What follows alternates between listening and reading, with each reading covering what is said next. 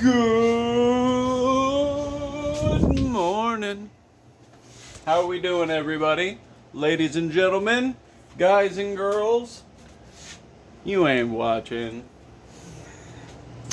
So I just want to take a minute today. I know I spend a little bit too much time talking about myself, but honestly, my post engagement is like one-liners, so I can't really engage.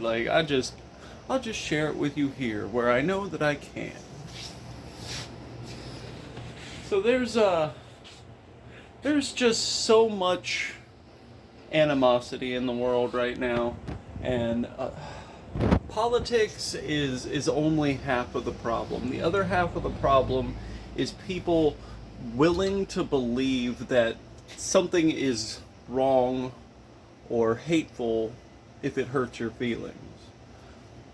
That's probably one of the most self-obsessed, narcissistic ideas I've ever heard. Like, many people in my family have called me a narcissistic kind of person in my life.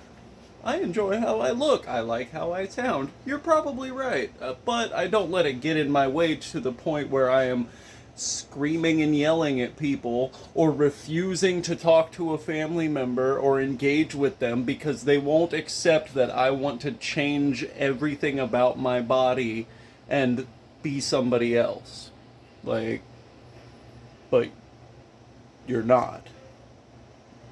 That, and side note, the party that you're supporting is currently grooming children sexually.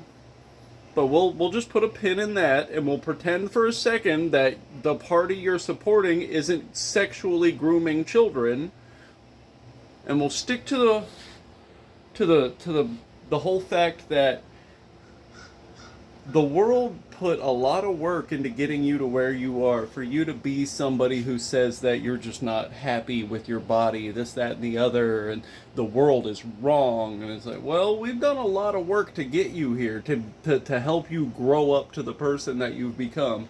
Whether you're 7 years old or you're 27 years old, the world worked on you. Just because you haven't worked on yourself and you don't feel any pride in yourself because you haven't done that work yet, doesn't mean that you should go around mutilating your body and telling your family that they need to start telling a big lie now.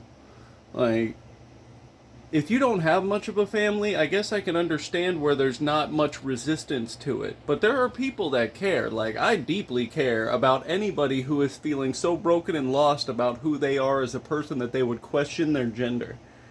I've got time for you. Just hit me up. This is what people should be doing. Instead of arguing about whether something's right or wrong, just have the conversation. Well, wait a minute. I'm not talking about right or wrong. I'm just talking about, is it right for you? And once you get into that conversation, usually, if you get into the conversation of, is it right for you? 9 times out of 10, you'll find out it's not.